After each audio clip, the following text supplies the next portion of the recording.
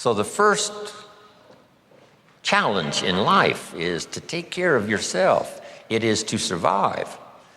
So to produce enough to survive, to take care of yourself. But now what's next? Well, all alone, it's a lonely life. So let's say the man now chooses a partner. Now he must figure out how to produce enough for himself and his spouse, his wife, his partner. Someone says, well, why do that? Why not just take care of yourself? And the answer is, it's a very small life. It's a very limited life. We wouldn't call it flourishing. We wouldn't call it abundant. Just taking care of yourself. That is the first rule, but that's only the beginning. So the man gets married. Now he must produce enough for himself and for his wife. And here's the key phrase to make a note of: to live the higher life. A life of togetherness. The storyteller says, it seems even God didn't want to be alone. He created all of these angels. Right? So, to join with someone, now you must produce enough for yourself, for your partner. Now, is that it? And the answer is no. How about children? Let us have children. That's a unique experience. So now if the man has a wife and now he has children, here's the challenge: to produce enough for himself and his family. Now someone says, well, why take on all of that? Why not just take care of yourself? You could, yes, but you couldn't live this more extraordinary life without taking on the responsibility of having a partner, having some children, and live that kind of extraordinary life. So I think everybody would agree. Now, is that the end of it? No. Here's the next challenge: to produce more than you need for yourself and for your family. Someone says, well, now why start being ridiculous here? Yes, produce enough for yourself. Well, yes, if you want to get married, produce enough for yourself and for your spouse. Now, with children, produce enough for your family, but why do more than that? And jot down the answer: to live a more extraordinary life. So now the man produces more than he needs for himself and for his children so that he can be a person of benevolence, so that he can give and so that he can share. That's the more abundant, that's the more extraordinary life. To produce more than you need for yourself and for your children. Is that it? Let's take it a couple of more steps.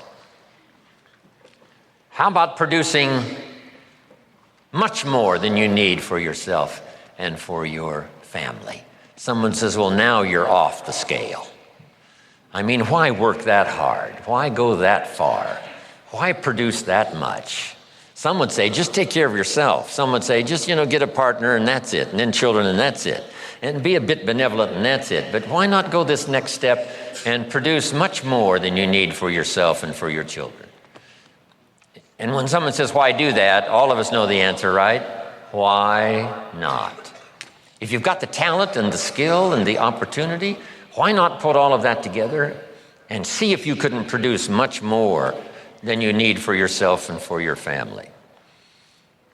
Let's say you earned $10 million this year and you and your family only need $3 million.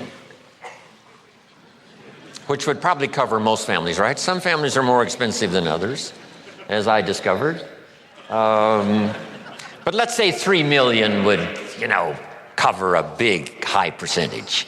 So now if you and your family only needed 3 million for the year, now you have 7 million to give. And someone says what? Why do that? And the obvious answer is what? Why not? If you've got the talent and the skill and the time and the opportunity and the occasion and all this stuff comes together, why not? Let's go one more. How about producing far more than you need for yourself and for your family? And live the far more life. We've heard the story of Andrew Carnegie, right? Andrew Carnegie said this. He built the big steel industry back in the 20s here in America. Here was Andrew Carnegie's goal. I'm going to spend the first half of my life earning money. I'm going to spend the last half of my life giving it all away. Isn't that extraordinary? Wouldn't you call that an extraordinary life? And the answer is yes.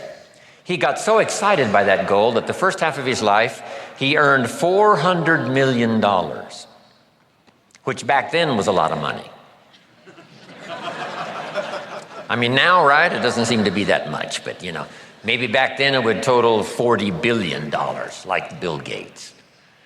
So $40 billion he earned the first half of his life. Guess what he did with the last half of his life?